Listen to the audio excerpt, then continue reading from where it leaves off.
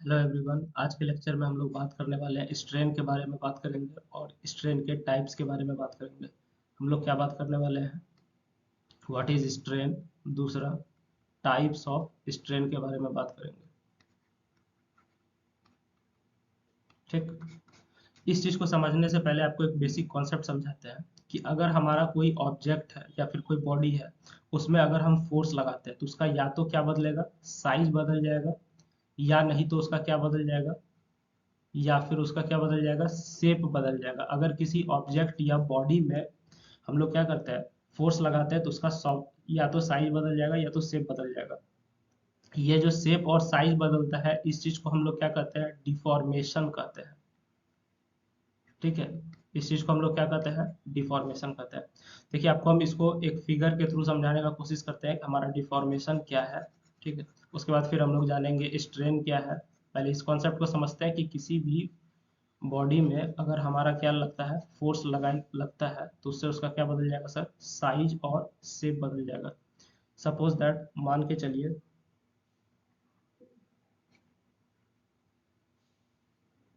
ये हमारा कोई बार है।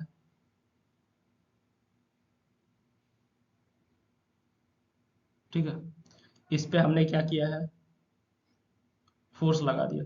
ठीक, अब इस फोर्स लगाने की वजह से क्या होगा, इस बार का क्या होगा, साइज चेंज हो जाएगा। इसको जब हम पकड़ के खींचेंगे तो इसका क्या होगा, साइज जो है चेंज कर जाएगा। तो फोर्स लगाने से हमारा क्या हो गया, साइज चेंज कर गया।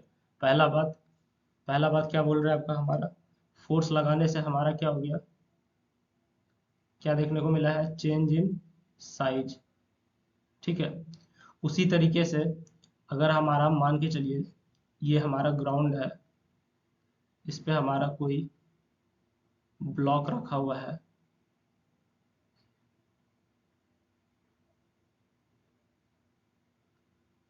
ठीक है, और इस पे हमने जो है टेंजेंशियली फोर्स लगा दिया है, मान के चलिए हमने पी फोर्स लगा दिया। ठीक, पी फोर्स लगाने की वजह से होगा क्या,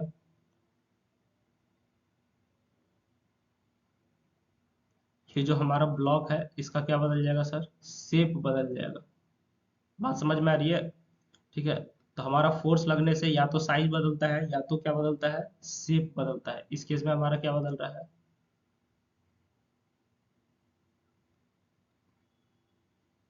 चेंज इन शेप बदल रहा है। ठीक है, अब ये चीज जो है हमारा फोर्स लगने की वजह से या तो साइज बदल रहा है या तो शेप बदल रहा है, इसी चीज को हम लोग क्या कहते हैं, डिफॉर्मेशन कहते हैं। क्या कहते हैं, इस चीज को डिफॉर्मेशन कहते हैं। तो आइए पहले इस नोट पॉइंट को लिख लेते हैं। डिफॉर्मेशन आप समझ गए कि हमारा फोर्स लगने की वजह से साइज और शेप बदल रहा है, उसको हम लोग डिफॉर्मेशन कहते हैं। डिफॉर्मेशन समझना इसलिए जरूरी है क्योंकि हम लोग स्ट्रेन में क्या पढ़ेंगे, मेनली डिफॉर्मेशन पढ़ते हैं। तो इस कॉन्सेप्ट को हम लोग लिख लेते हैं। क्या है concept, when a force is applied, when a force is applied to a body,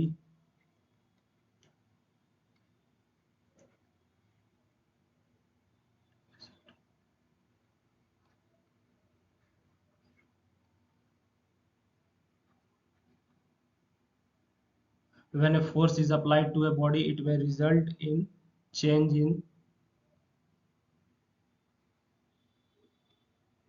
change in size or change in size or change in shape। ठीक है, this change in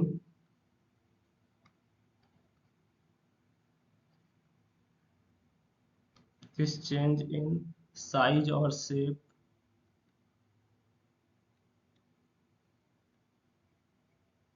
or shape is known as deformation।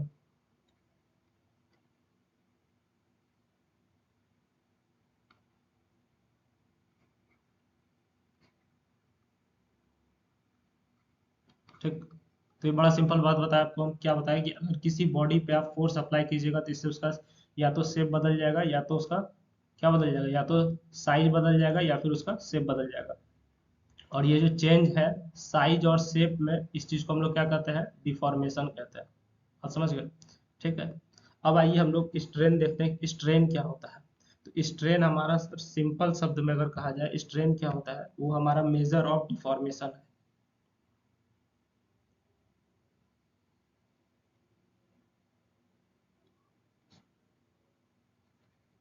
अगर simple शब्द में हमसे कोई पूछे what is strain, तो ये हमारा क्या है सर,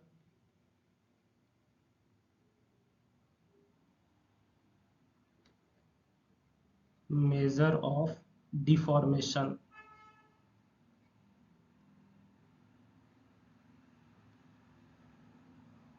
बात समझ गए? उसके बाद आप एक और नोट पॉइंट याद रखिएगा कि ये हमारा जो है कैसा क्वांटिटी है, यूनिटलेस क्वांटिटी है। स्ट्रेन हमारा यूनिटलेस क्वांटिटी, इसका कोई यूनिट नहीं होता है। ठीक। चलिए अब हम लोग आगे बढ़ते हैं। अब हम लोग क्या देखेंगे, स्ट्रेन का टाइप्स देखेंगे। हम लोग क्या देखने वाले हैं,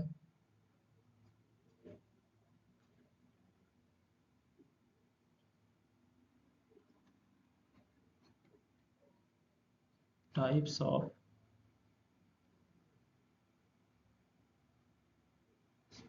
स्ट्रेन देखेंगे। तो हमारा स्ट्रेन जो है सर कैसे कैसे बटा हुआ है, स्ट्रेन हमारा दो कैटेगरी में बटा हुआ है। स्ट्रेन हमारा कितने कैटेगरी में बटा हुआ है, दो कैटेगरी में बटा हुआ है। कौन कौन सा दो कैटेगरी में बटा हुआ है? पहला है हमारा नॉर्मल स्ट्रेन।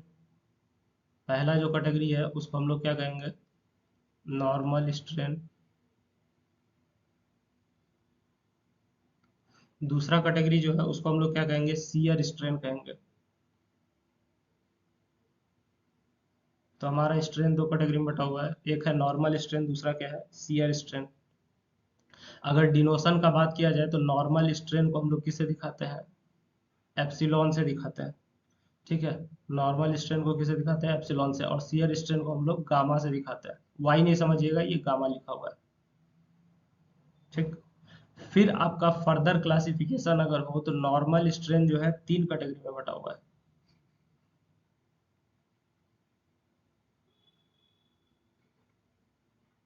फर्दर क्लासिफिकेशन हो तो नॉर्मल स्ट्रेन कितना कैटेगरी में बटा हुआ है, तीन कैटेगरी में बटा हुआ है। कौन कौन सा तीन कैटेगरी है, एक है लॉन्गिट्यूडनल स्ट्रेन, लॉन्गिट्यूडिनल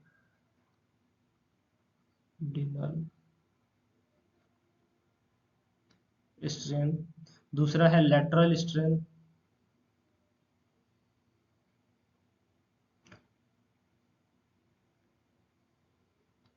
और तीसरा कैटेगरी क्या है, वॉल्यूमेट्रिक स्ट्रेन।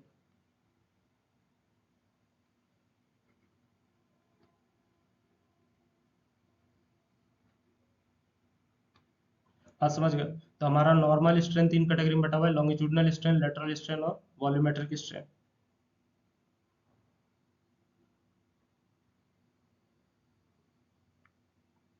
इसके अलावा भी आपका दो और नाम है, एक है हमारा टेंसाइल स्ट्रेन और एक है कंप्रेसिव स्ट्रेन। ठीक। एक और क्या है सर हमारा, टेंसाइल स्ट्रेन और एक है क्या, कंप्रेसिव स्ट्रेन।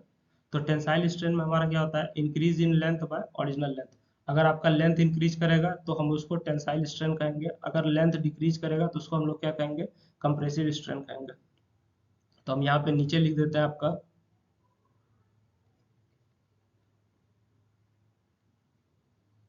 टेंसाइल स्ट्रेन,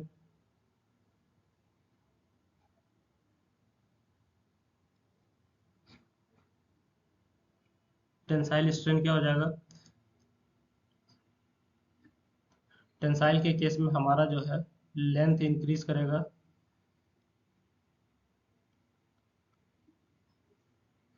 अभी आपको समझ में नहीं आ रहा होगा सर ये लेंथ कैसे इंक्रीज करेगा, आपको हम दिखाते हैं फिगर बनाकर।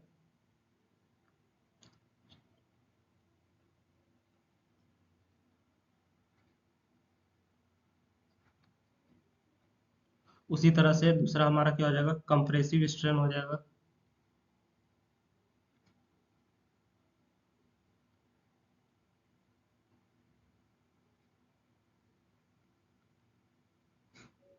कंप्रेसिव स्ट्रेन क्या हो जाएगा, decrease in length bye original length.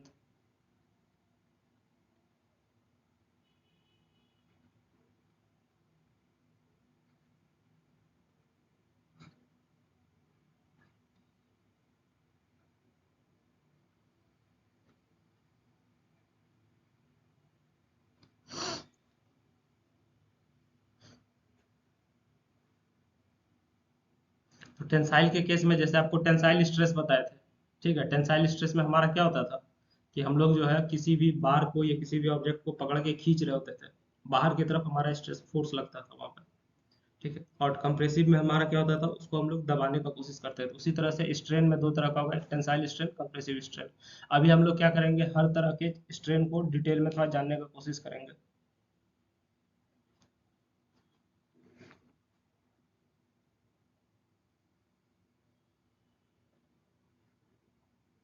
चलिए हम लोग आगे बढ़ते हैं। अभी हम लोग सबसे पहले क्या देखेंगे, नॉर्मल स्ट्रेन देखेंगे।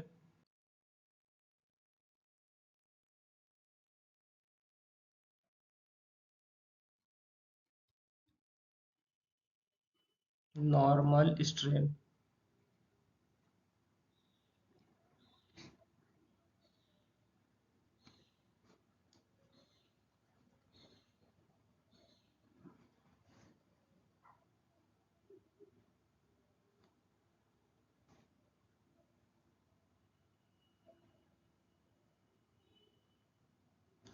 अगर कोई पूछे नॉर्मल स्ट्रेन होता क्या है, तो सबसे पहले आपको हम इसका डेफिनेशन बता देते हैं। नॉर्मल स्ट्रेन हमारा क्या हो जाएगा, change in dimension by original dimension हो जाएगा। नॉर्मल स्ट्रेन हमारा क्या हो जाएगा, change in dimension by original dimension हो जाएगा।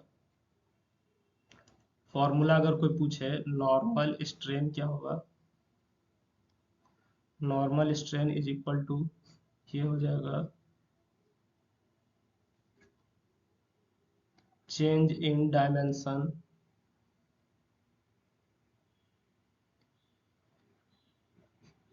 Bye original dimension.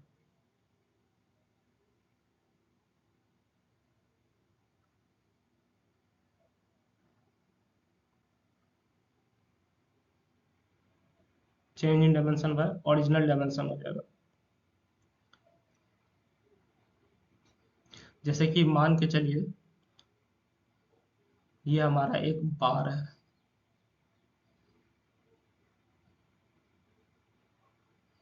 ठीक है। इसमें हमने क्या किया है सर, पी फोर्स लगा दिया है, ठीक। अब इसके पी फोर्स की वजह से क्या होगा, इसका जो है डायमेंशन चेंज करेगा। डायमेंशन चेंज करेगा मतलब इसका जो है यहाँ पे इस केस में लंबाई चेंज करेगा, ये जो है हल्का लंबा हो जाएगा। बात समझ में आ रही है, जहां पहले इसका लेंथ क्या था, एल लेंथ था, अब इसके लेंथ में थोड़ा सा चेंज आएगा और ये जो चेंज देखने को मिलेगा इसको हम लोग डेल्टा एल कहेंगे। यहाँ से यहाँ तक ये जो हमको देखने को मिलेगा चेंज, इसको हम लोग क्या कहेंगे, डेल्टा एल कहेंगे। ये हमारा पी जो है बाहर की तरफ इसको हम लोग खींच के लगा रहे हैं, तो इसको हम लोग क्या कहेंगे, ये हमारा टेंसाइल नेचर का होगा। बात समझ गए। तो यहाँ पे हमारा नॉर्मल स्ट्रेन क्या हो जाएगा, change in dimension by original dimension. तो अगर फॉर्मूला के हिसाब से देखा जाए, अगर हम लोग इसको लिखना चाहेंगे यहाँ पे,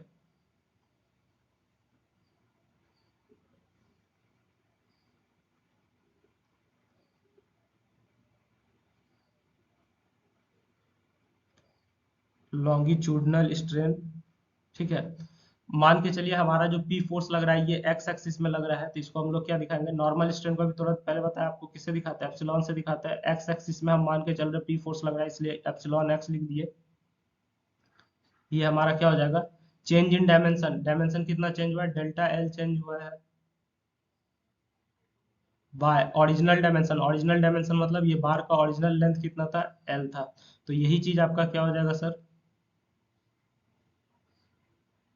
यही आपका नॉर्मल स्ट्रेन हो जाएगा। बात समझ गए। अब यहाँ पे हमारा क्या हो रहा है, अगर आप फिगर में देखिएगा तो हमारा जब हम पी फोर्स लगा है तो इससे हमारा क्या हो रहा है, इसका लेंथ इंक्रीज किया है, इसका लेंथ क्या हुआ है, इंक्रीज हुआ है। तो यहाँ पे हम लोग अपने मन से क्या कर देंगे, प्लस साइन लगा देंगे। क्यों सर, क्योंकि ये हमारा जो है इंक्रीज हुआ है, अगर यही घट रहा होता तो हम लोग माइनस साइन लगा देते हैं, ठीक। अब जैसे कि आपको यहाँ पे कॉन्सेप्ट समझाते हैं। मान के चलिए ये जो हमारा बार है, अगर इसका हम लोग 3D फिगर बनाना चाहेंगे, इस बार का हम लोग क्या करेंगे, 3D फिगर बनाना चाहेंगे। तो ये बार का हमारा 3D फिगर कुछ ऐसा दिखेगा।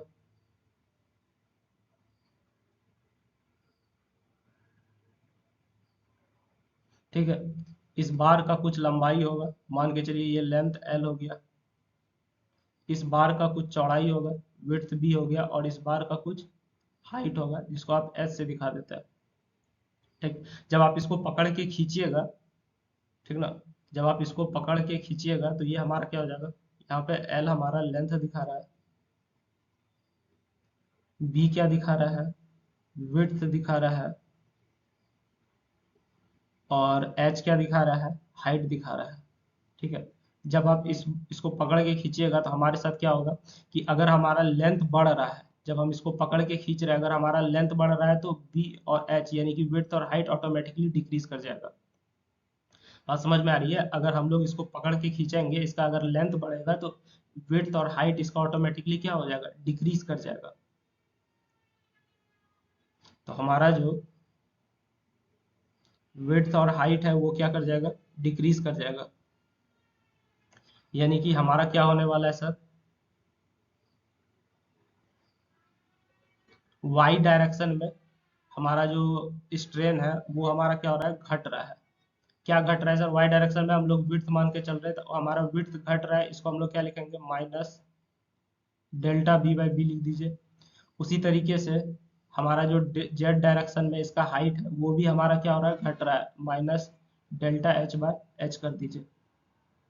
तो हम क्या देख रहे हैं कि अगर हम लोग एक डायरेक्शन में फोर्स लगा के खींच रहे हैं तो हमारा उस डायरेक्शन में लेंथ इंक्रीज कर रहा है, बाकी दो डायरेक्शन में हमारा जो है विड्थ और हाइट डिक्रीज कर रहा है। अगर हम लोग उल्टा करेंगे, जैसे इस केस में हमने क्या लगा रखा है, हमने टेंसाइल नेचर का फोर्स लगा रखा है। अगर हम कंप्रेसिव नेचर का लगाएंगे तो जिस डायरेक्शन में कंप्रेसिव फोर्स लग रहा है वो हमारा डिक्रीज करेगा, यानी कि ई एक्स हमारा माइनस हो जाएगा, और बाकी दो डायरेक्शन में हमारा क्या होगा, प्लस हो जाएगा। बात समझ में आ रही है? तो एक डायरेक्शन में अगर हमारा प्लस हो रहा है तो बाकी दो में माइनस होगा, अगर एक बाकी दो में प्लस हो रहा है तो इसमें क्या हो जाएगा, माइनस हो जाएगा। इस चीज को आप ध्यान में रखिएगा। उसके बाद यहाँ पे जैसे ये हम लिखे हैं, अभी क्या लिखे हुए हैं, हमारा लॉन्गिट्यूडनल स्ट्रेन है। सवाल ये उठता है सर लॉन्गिट्यूडनल का मतलब क्या होता है। अगर हम लोग फोर्स जो है या फिर लोड जो है वो किस लेंथ के अबाउट लगा रहे हैं यहाँ पे, ठीक है, तो इस चीज को हम लोग क्या कर रहे हैं,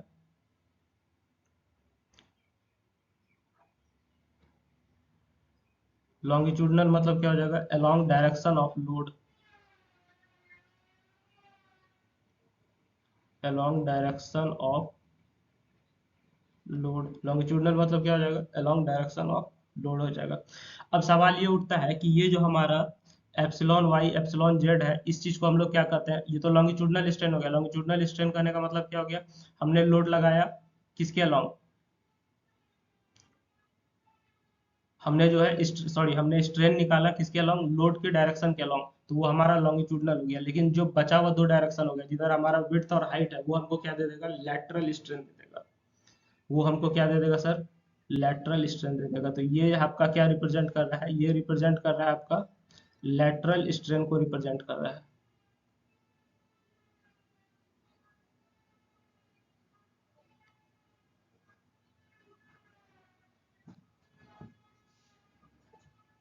नॉर्मल स्ट्रेन क्या हो जाएगा, change in dimension by original dimension. ठीक, नॉर्मल स्ट्रेन क्या है, change in dimension by original dimension. इसमें हमने देखा था तीन कैटेगरी होता है, लॉन्गिट्यूडनल, लेटरल। ठीक है, तो हम क्या देख रहे हैं, लॉन्गिट्यूडनल स्ट्रेन कब का लाएगा, अगर हमारा जो है डायमेंशन चेंज हो रहा है किसके अलोंग, सॉरी हमको अगर स्ट्रेन निकालना है किसके अलोंग, जिस डायरेक्शन में लोड लग रहा है उसको हम लोग लॉन्गिट्यूडनल स्ट्रेन कहेंगे, बाकी दो हमारा क्या दे देगा, लेटरल स्ट्रेन दे देगा। ठीक, पेज पलट रहे हैं, अभी हम लोग देखते हैं लेटरल स्ट्रेन होता क्या है।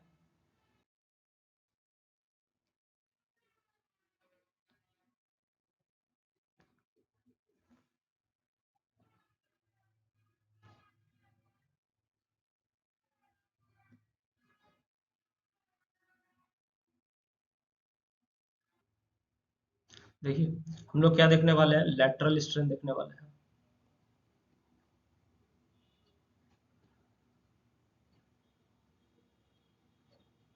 लेटरल स्ट्रेन को हम लोग कैसे डिफाइन करेंगे, normal strain perpendicular to the direction of loading, ये हमारा क्या हो जाएगा, normal strain perpendicular to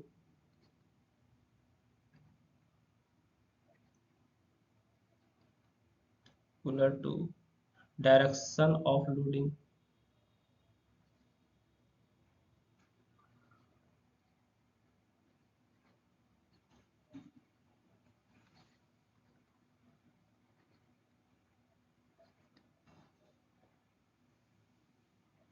along direction of loading कहेगा तो उसको हम लोग क्या कहेंगे, लॉन्गिट्यूडनल स्ट्रेन कहेंगे।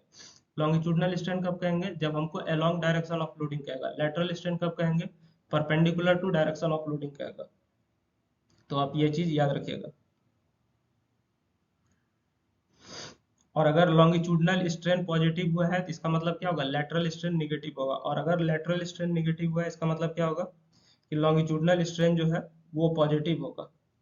फिर से सुनिए, longitudinal strain positive, lateral negative, lateral positive, longitudinal negative. तीसरा जो कैटेगरी है वो हमारा क्या है सर, वॉल्यूमेट्रिक स्ट्रेन है। तीसरा जो हमारा कैटेगरी है नॉर्मल स्ट्रेन है वो हमारा क्या है, वॉल्यूमेट्रिक स्ट्रेन है।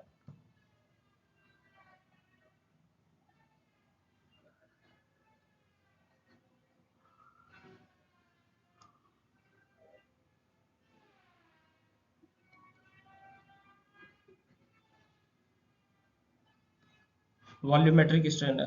वॉल्यूमेट्रिक स्ट्रेन को हम लोग किससे दिखाते हैं, इसको हम लोग दिखाते हैं एप्सिलॉन वी से। एप्सिलॉन वी से दिखाते हैं वॉल्यूमेट्रिक स्ट्रेन को। सवाल ये उठता है सर वॉल्यूमेट्रिक स्ट्रेन क्या होता है, ये होता है change in volume by original volume.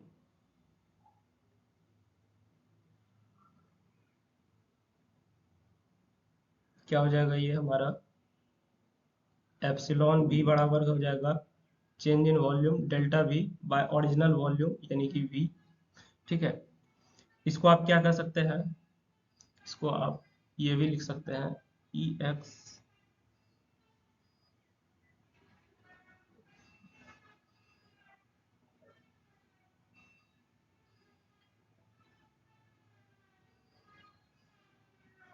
एक मिनट, इसको आप क्या लिख सकते हैं,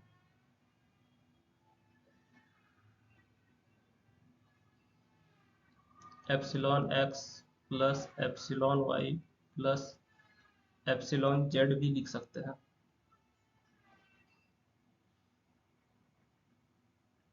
यानी कि वॉल्यूमेट्रिक स्ट्रेन हमारा क्या हो जाएगा, ये हो जाएगा sum of stresses in the stresses in the x y and z direction of the body and z direction of the body. तो अभी तक की कहानी में हम लोग क्या देखे, स्ट्रेन हमारा क्या होता है, स्ट्रेन के कितने टाइप होते हैं, दो टाइप होता है, नॉर्मल स्ट्रेन और शियर स्ट्रेन। नॉर्मल स्ट्रेन का फर्दर तीन टाइप होता है, एक लॉन्गिट्यूडनल स्ट्रेन, दूसरा लेटरल स्ट्रेन और तीसरा क्या होता है, वॉल्यूमेट्रिक स्ट्रेन। ठीक है, वॉल्यूमेट्रिक स्ट्रेन में हमारा क्या होता है, change in volume by original volume होता है। ठीक, अब हम लोग अगला चीज देखेंगे जिसको हम लोग क्या कहते हैं, शियर स्ट्रेन कहते हैं। अच्छा,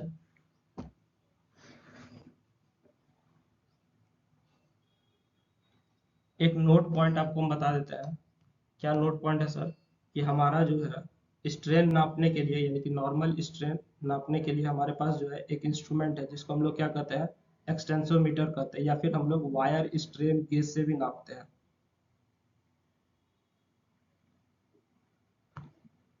क्या बोल रहे हैं, इसको थोड़ा आप लिखिएगा स्टार मार्क करके यहाँ पे। मैं बोल रहा हूँ normal strain is measured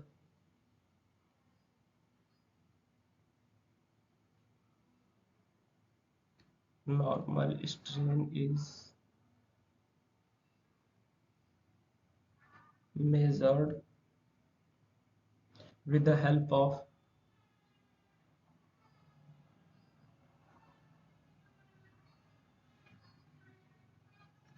with the help of EXTENSO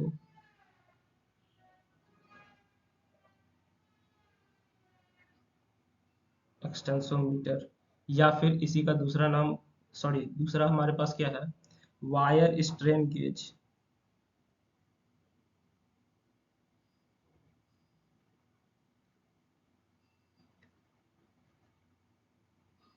तो नॉर्मल स्ट्रेन हम लोग किसे नापेंगे, एक्सटेंसोमीटर या फिर वायर वायर स्ट्रेन गेज से नाप सकते हैं।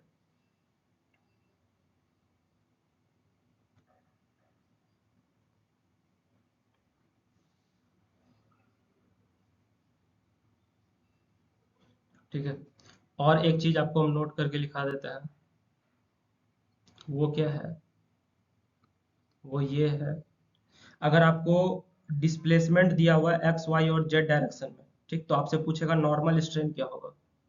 मान के चलिए if u v w are displacements in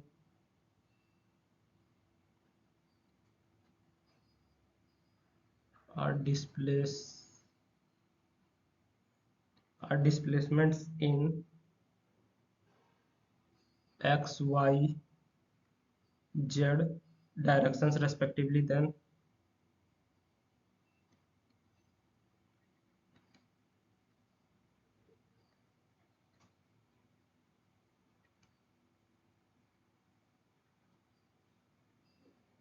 अगर u v w आपको डिस्प्लेसमेंट दिया हुआ है एक्स वाई और जेड डायरेक्शन में, तो हमारा जो नॉर्मल स्ट्रेन होगा एक्स वाई जेड डायरेक्शन में वो क्या हो जाएगा,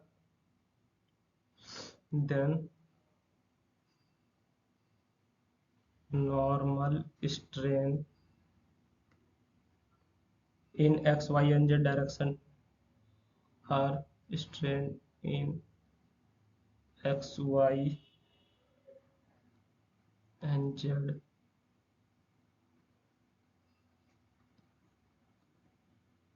डायरेक्शंस आर, एक्स वाई और जेड डायरेक्शन में हमारा नॉर्मल स्ट्रेन क्या हो जाएगा, एप्सिलॉन एक्स बराबर हो जाएगा d u by d x, उसी तरीके से एप्सिलॉन वाई बराबर क्या हो जाएगा, d v by d y, उसी तरीके से एप्सिलॉन जेड बराबर क्या हो जाएगा, डी डब्ल्यू बाय डी जेड हो जाएगा। बात समझ गए। तो आप यहाँ से क्या याद रखिएगा, नॉर्मल स्ट्रेन को नापने के लिए हम लोग क्या इस्तेमाल करते हैं, एक्सटेंसोमीटर या फिर वायर स्ट्रेन गेज इस्तेमाल करते हैं। उसके बाद अगर एक्स वाई और जेड डायरेक्शन में आपका डिस्प्लेसमेंट दिया हुआ, क्या दिया हुआ है, यू भी और डब्ल्यू दिया हुआ है, तो नॉर्मल स्ट्रेन क्या हो जाएगा एक्स वाई जेड डायरेक्शन में, epsilon x d u by d x, epsilon y d v by d y, epsilon z d डब्ल्यू बाई डी जेड। ये आपका गेट पॉइंट ऑफ व्यू से ज़्यादा इंपॉर्टेंट है। बात समझ गए। चलिए अब हम लोग यहाँ से आगे बढ़ते हैं, और अब हम लोग जो है स्ट्रेन का दूसरा कैटेगरी यानी कि शियर स्ट्रेन देखेंगे। अब हम लोग क्या देखेंगे, स्ट्रेन का दूसरा कैटेगरी यानी कि हम लोग शियर स्ट्रेन देखेंगे।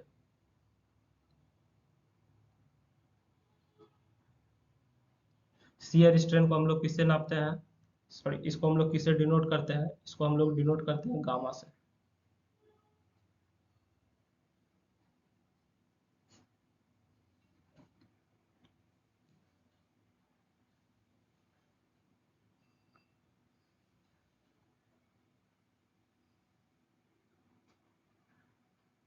शियर स्ट्रेन क्या होता है, angular deformation due to shear forces. Shear strain क्या होता है, एंगुलर डिफॉर्मेशन। शियर स्ट्रेन में हम लोग क्या नापते हैं सर, एंगुलर डिफॉर्मेशन नापते हैं, यानी कि हमारा क्या हो जाएगा, shear strain, shear strain is the angular deformation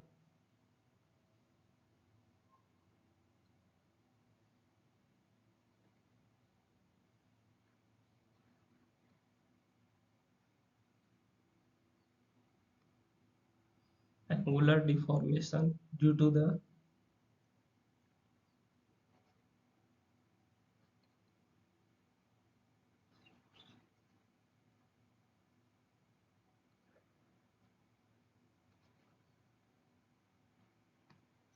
shear strain क्या है सर, हमारा एंगुलर डिफॉर्मेशन है किसकी वजह से, शियर फोर्स की वजह से।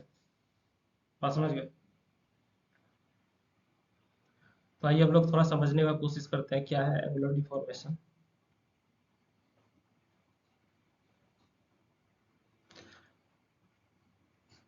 मान के चलिए ये हमारा क्या है, ग्राउंड सरफेस है, ठीक है। इस पे हमने क्या रखा है, बॉक्स को रखा है,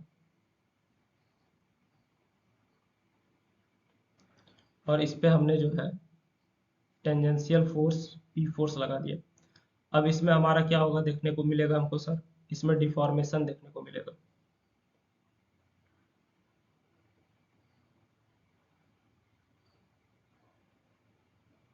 ठीक, थोड़ा इसको गौर से देखिएगा, समझिएगा। इसमें हम लोग जो है पॉइंट मार्क कर देते हैं, ये पॉइंट ए हो गया, ये पॉइंट बी हो गया, ये पॉइंट सी हो गया, ये पॉइंट डी हो गया। जिसमें से आप देखिएगा ए शिफ्ट होके कहाँ चला गया है, ए डैश पे चला गया है, बी शिफ्ट होके कहाँ चला गया है, बी डैश पे चला गया, सी और डी का पोजीशन फिक्स है।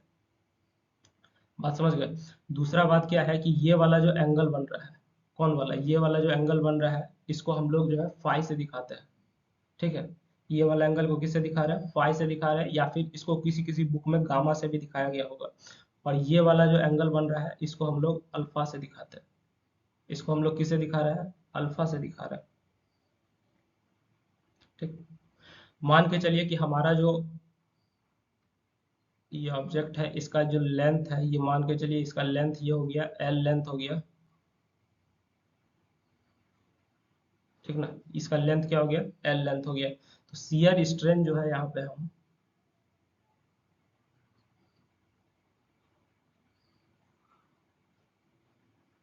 शियर स्ट्रेन को हम लोग यहाँ पे किससे दिखा रहे हैं, गामा से भी दिखा रहे हैं, या फिर आप फाई से दिखा सकते हैं, दोनों एक ही चीज है, कोई अलग अलग बात नहीं है, अपना अपना दिखाने का इच्छा है, ठीक है। यहाँ पे हमारा जो है फाई क्या होता है, काफी स्मॉल एंगल होता है। फाई जो है ये क्या है, स्मॉल एंगल है, काफी छोटा एंगल होता है, ठीक है। फाई हमारा जो है काफी छोटा एंगल होता है।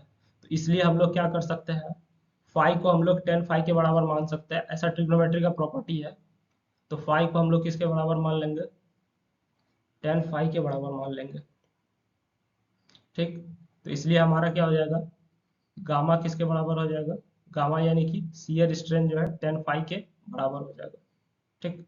अब यहाँ से एक चीज देखिएगा, हमारा जो है गामा किसके बराबर है, ट्रिग्नोमेट्री लगाइए, टेन फाई बराबर क्या हो जाएगा, परपेंडिकुलर बाय बेस, परपेंडिकुलर हो जाएगा क्या। इस केस में अगर परपेंडिकुलर का बात किया जाए तो ए डैश परपेंडिकुलर हो जाएगा, और बेस क्या हो जाएगा, एल बेस हो जाएगा हमारा।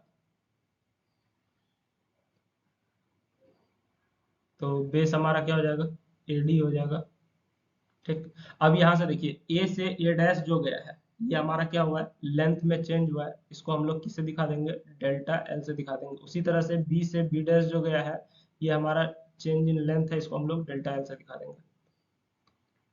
तो ए डैश हमारा किसके बराबर हो जाएगा, यही बराबर हो जाएगा किसके, B B dash by B C के बराबर हो जाएगा, ठीक है ना। तो यहाँ से हम लोग लिख सकते हैं शियर स्ट्रेन गामा बराबर क्या हो जाएगा, ये हो जाएगा ए डैश को हम लोग किसे दिखाया हुआ है, डेल्टा एल से दिखाया हुआ है, और ए डी को हम लोग किसे दिखाया है, एल से दिखाया है, ठीक। तो शियर स्ट्रेन हमारा क्या हो जाएगा, डेल्टा एल बाय एल हो जाएगा, ठीक है ना।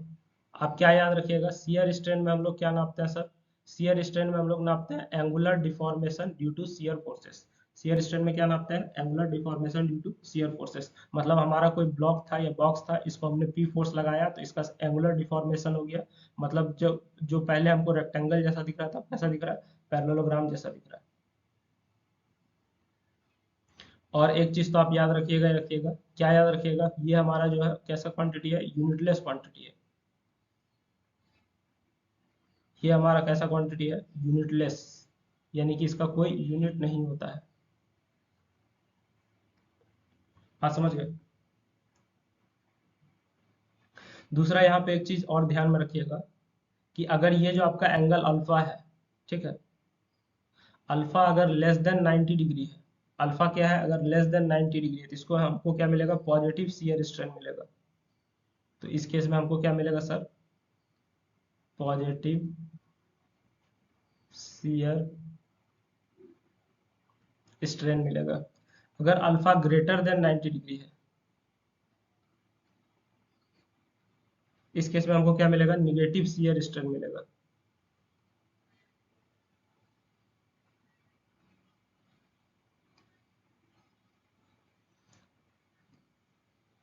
गामा हमारा किसके बराबर हो जाएगा, गामा कहिए चाहे फाई कहिए, ठीक है, गामा कहिए चाहे फाई कहिए एक ही चीज है। तो शियर स्ट्रेन गामा किसके बराबर हो जाएगा, ये हो जाएगा π/2 माइनस अल्फा हो जाएगा, π/2 माइनस अल्फा हो जाएगा। अब सवाल ये उठता है सर π/2 कैसे होगा, देखो ये होल एंगल ये कितना डिग्री बनेगा, 90 डिग्री बनेगा, यानी कि π/2 होगा। इसमें से ये अल्फा हम लोग घटा देंगे तो हमको फाई यानी कि गामा मिल जाएगा।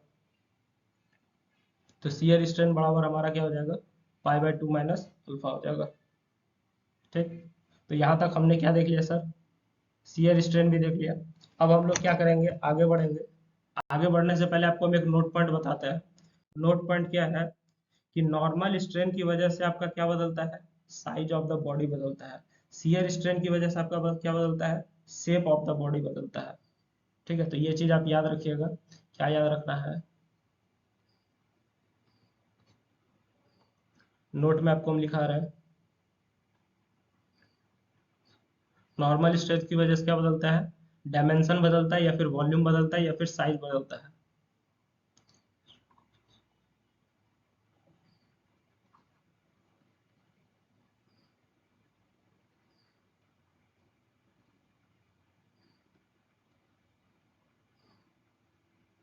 Normal strain causes, normal strain की वजह से क्या बदलता है, चेंज इन डायमेंशंस, डायमेंशंस चेंज कर जाता है। या फिर आप क्या कर सकते हैं, वॉल्यूम चेंज कर जाता है।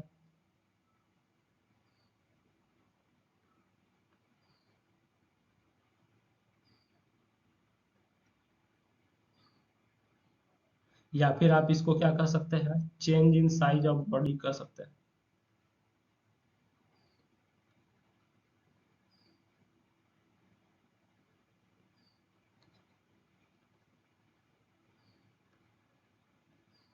ठीक है, तो नॉर्मल स्ट्रेन की वजह से हमारा क्या बदलता है सर, या तो डायमेंशन बदलेगा या वॉल्यूम बदलेगा, साइज बदलेगा, तीनों एक ही चीज है, बस दिखाने का अपना अपना तरीका है। दूसरा क्या बोले कि शियर स्ट्रेन की वजह से क्या बदलेगा, शेप बदलेगा।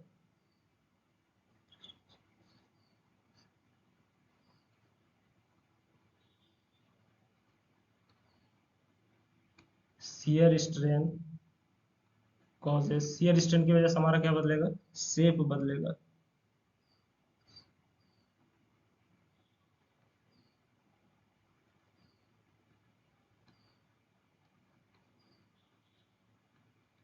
इसकी वजह से हमारा क्या बदलेगा सर, शेप बदल जाएगा। ठीक है,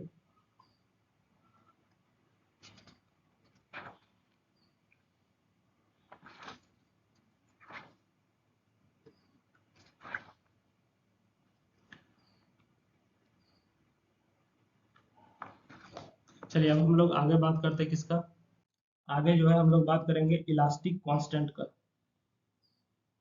आगे हम लोग किस चीज का बात करेंगे, इलास्टिक कांस्टेंट का बात करेंगे।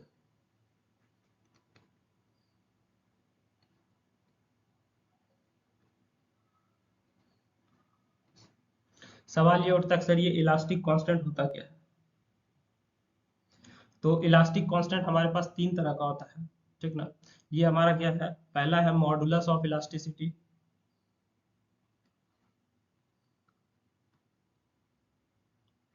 पहला जो इलास्टिक कांस्टेंट है वो क्या है, मॉडुलस ऑफ इलास्टिसिटी। दूसरा हमारा क्या है, मॉडुलस ऑफ रिगिडिटी।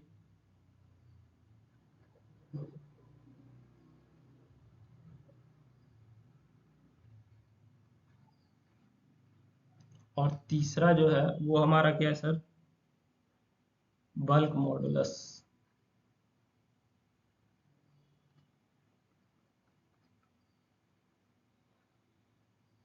ठीक ना। इसका अगर डिनोशन का बात किया जाए तो मॉडुलस ऑफ इलास्टिसिटी को हम लोग किससे दिखाते हैं, कैपिटल ई से दिखाते हैं।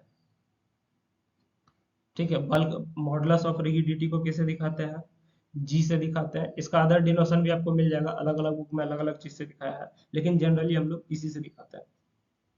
बल्क मॉडुलस को किससे दिखाते हैं, कैपिटल के से दिखाते हैं।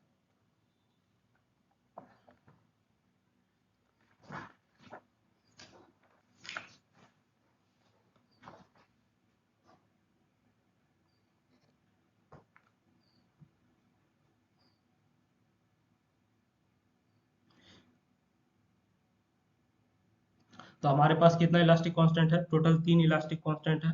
पहला क्या है, मॉडुलस ऑफ इलास्टिसिटी, ठीक है। दूसरा क्या है, मॉडुलस ऑफ रिजिडिटी। तीसरा बल्क मॉडुलस है। एक्चुअली में ये जितना भी इलास्टिक कांस्टेंट है, ये एक तरह का रेशियो होता है। जैसे मॉडुलस ऑफ इलास्टिसिटी क्या है, ये हमारा रेशियो है linear stress to linear strain का।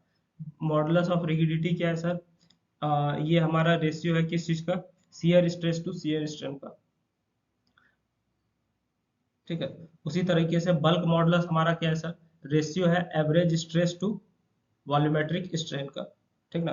तो अब हम लोग क्या करेंगे, यहाँ से एक एक चीज के बारे में थोड़ा डिटेल में जानने का कोशिश करेंगे, ठीक है।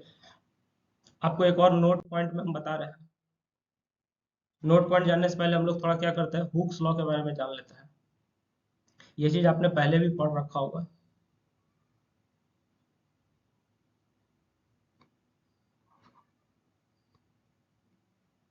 क्या जान लेते हैं सर,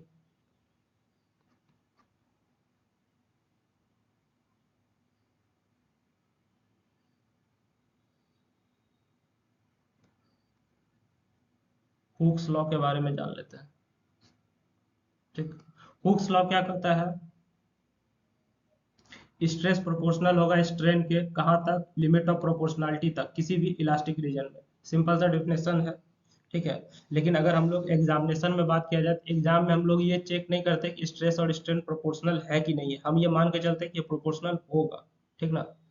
तो सबसे पहले आपसे इसका स्टेटमेंट अगर पूछ देगा किसी भी कन्वेंशनल टाइप एग्जाम में, तो आप क्या लिखिएगा, हुक्स लॉ क्या कहता है, it states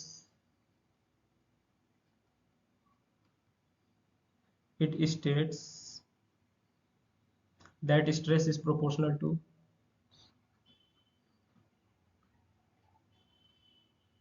that stress is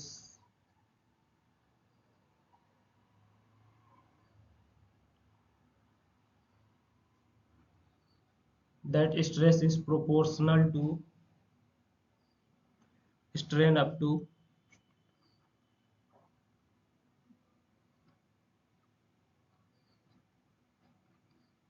it states that stress is proportional to strain up to the limit of proportionality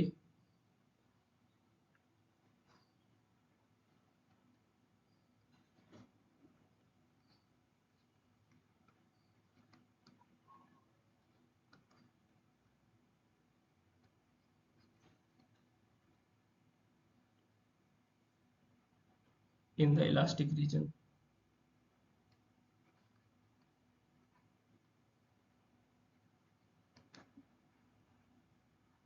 यानी सिंपल आसान भाषा में क्या कहा जाए, स्ट्रेस प्रोपोर्शनल होता है किसके, स्ट्रेन के, कहाँ तक, प्रोपोर्शनलिटी लिमिट तक, कहाँ पे, इलास्टिक रीजन में। बात समझ गए। एग्जाम में अगर देगा क्वेश्चन, तो हमको ये बैठ के चेक नहीं करना है कि प्रोपोर्शनल है कि नहीं, हम ये मान के चलेंगे प्रोपोर्शनल रहेगा ही रहेगा, ठीक है। यानी कि इसका स्टेटमेंट के अनुसार हम लोग यहाँ से क्या समझेंगे, हुक्स लॉ में हम लोग जो है, सबसे पहले देखते हैं हमारा क्या रहेगा,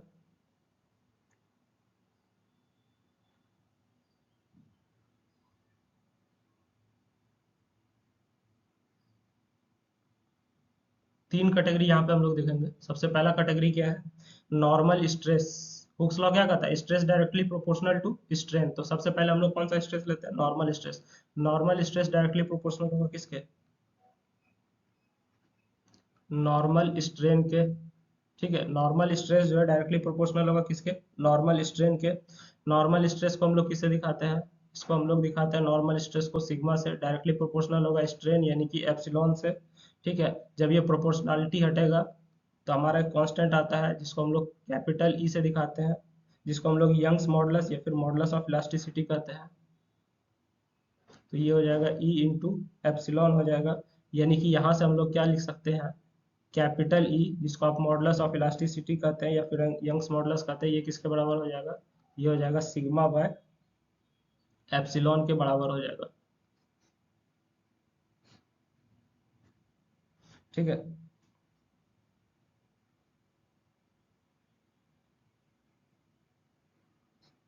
वेयर ई जो है ये हमारा क्या हो जाएगा, यंग्स मॉडुलस। जनरली हम लोग इसको जो है मेगा पास्कल में नापते हैं, जनरली हम ये नहीं करें हमेशा नापते हैं। ठीक है। यहाँ पे जैसे देखिए, यहाँ पे आपका जो है स्ट्रेन क्या है, यूनिटलेस क्वांटिटी है, ठीक है, और स्ट्रेस क्या है, इसका यूनिट होता है, इसका यूनिट स्ट्रेस हम लोग किस में नापते हैं, मेगा पास्कल में नापते हैं। तो हमारा जो यंग्स मॉडुलस ई है, इसका यूनिट क्या हो जाएगा, स्ट्रेस के यूनिट के बराबर हो जाएगा। यानी कि स्ट्रेस अगर जनरली हम लोग मेगा पास्कल में नाप रहे हैं, तो यंग्स मॉडुलस या फिर मॉडुलस ऑफ इलास्टिसिटी ये हमारा किस में नापाएगा सर, मेगा पास्कल में नापाएगा। तो ये तो हमारा कहानी था किसके केस में, ये हमारा था नॉर्मल स्ट्रेस और नॉर्मल स्ट्रेन के केस में। यही चीज हम लोग किस में देखेंगे, यही चीज हम लोग देखेंगे शियर स्ट्रेस और शियर स्ट्रेन के केस में। ठीक है।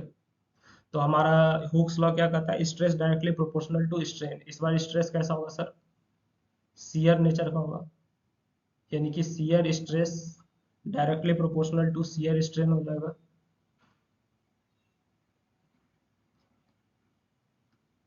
बात समझ गए, shear stress directly proportional to क्या हो जाएगा, शियर स्ट्रेन हो जाएगा। शियर स्ट्रेस को किससे दिखाते हैं, टॉ से दिखाते हैं। Directly proportional to shear strain को किससे दिखाते हैं, गामा से दिखाते हैं, या फिर किसी किसी जगह हम लोग किससे, फाई से भी दिखाते हैं। अपना अपना इच्छा है। तो हम लोग मान के चलेंगे यहाँ पे कि हम फाई से दिखा रहे हैं। तो जैसे ही ये प्रोपोर्शनलिटी हटेगा, कांस्टेंट आएगा, कांस्टेंट को हम लोग यहाँ पे जी से दिखाएंगे, जी और कैपिटल, सॉरी कैपिटल जी और फाई हो जाएगा। कैपिटल जी हमारा क्या बताएगा, मॉडुलस ऑफ रिगिडिटी बताएगा। तो capital G modulus of rigidity बराबर हमारा क्या हो जाएगा, ये हो जाएगा टॉ बाय फाई हो जाएगा। ठीक ना, ये क्या हो जाएगा सर, टॉ बाय फाई हो जाएगा, जहाँ पे टॉ हमारा शियर स्ट्रेस है, फाई क्या है, शियर स्ट्रेस है।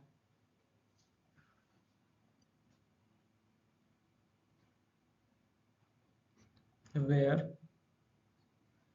जी हमारा क्या है, मॉडुलस ऑफ रिगिडिटी है, मॉडुलस ऑफ रिगिडिटी है। ठीक ना, इसी चीज को हम लोग क्या कहते हैं, शियर मॉडुलस कहते हैं।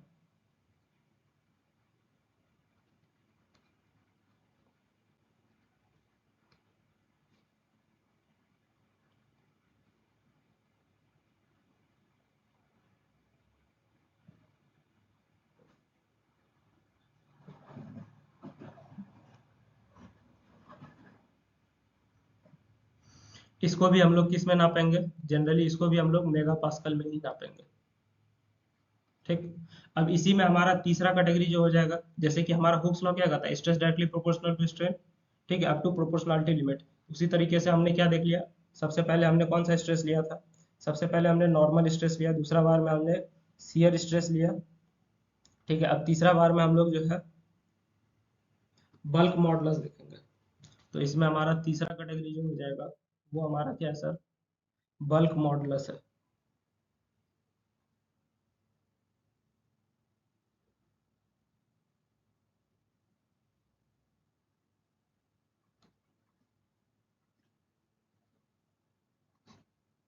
बल्क मॉडुलस इसको किससे दिखाते हैं, कैपिटल के से दिखाते हैं।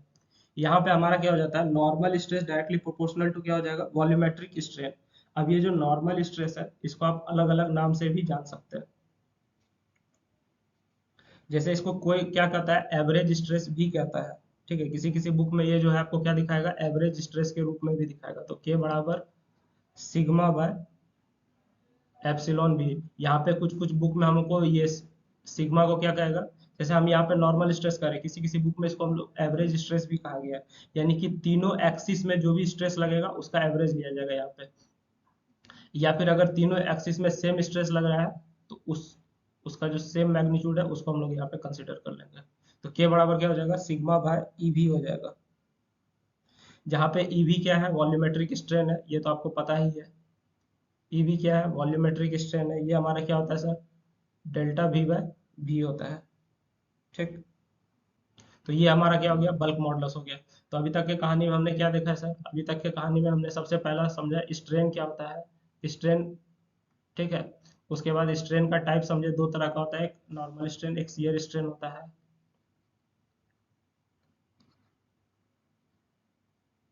तीसरा चीज हम लोग जो जाने वो क्या जाने सर, इलास्टिक कांस्टेंट के बारे में जाने।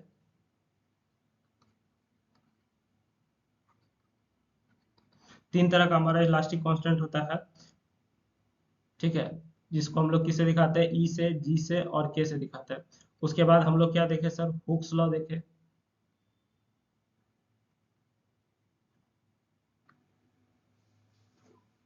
इसके बाद आपको एक छोटा सा और बात हम बताते हैं बल्क मॉडुलस के बारे में। आपसे पूछ सकता है, क्या पूछ सकता है, फिजिकल मीनिंग ऑफ के क्या है, ठीक है ना। आपसे क्या पूछ सकता है, फिजिकल मीनिंग ऑफ के। बल्क मॉडुलस का फिजिकल मतलब क्या होता है, तो ये रिप्रेजेंट करता है किसको, रेसिस्टेंस टू डायलेशन को रिप्रेजेंट करता है। सवाल ये उठता है सर डायलेशन क्या है, वॉल्यूमेट्रिक स्ट्रेन को कहेंगे। क्या बोल रहे हैं, फिजिकल मीनिंग ऑफ के यानी कि बल्क मॉडुलस का फिजिकल मीनिंग क्या है, ये रिप्रेजेंट करता है resistance to dilation.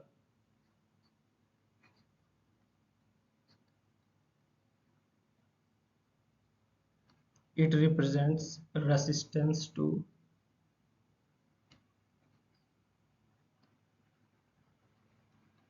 it represents resistance to dilation।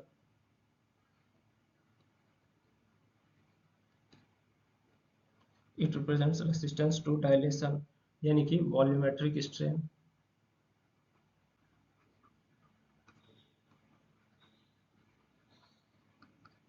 ठीक है, यहाँ पे आप देख सकते हैं कि हमारा जो बल्क मॉडुलस के है ये वॉल्यूमेट्रिक स्ट्रेन के क्या इनवर्सली प्रोपोर्शनल है। ये किसके क्या है सर, इनवर्सली प्रोपोर्शनल है।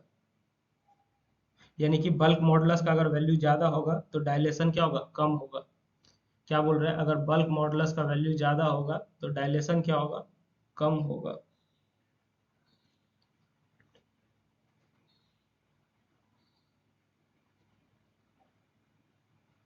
Under the action of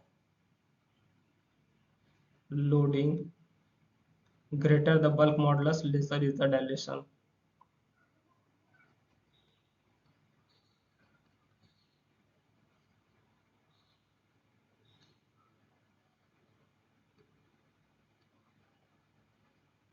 greater the bulk modulus lesser is the dilation।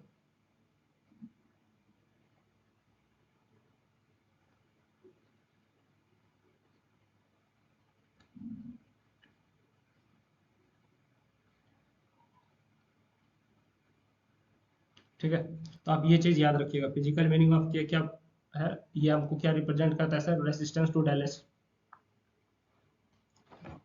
तो आज के लेक्चर में इतना ही, हम लोग नेक्स्ट में लेक्चर में मिलेंगे और हम लोग और भी चीज देखेंगे। ठीक है, कुछ आपको हम पीवाईक्यू क्वेश्चन भी करवाने वाले हैं। ठीक, अगर आपको ये वीडियो अच्छा लग रहा है तो आप बाकी लोगों को भी शेयर कीजिए ताकि बाकी लोगों को भी यूजफुल इंफॉर्मेशन मिल सके, उन लोगों का भी भला हो सके। So thank you everyone.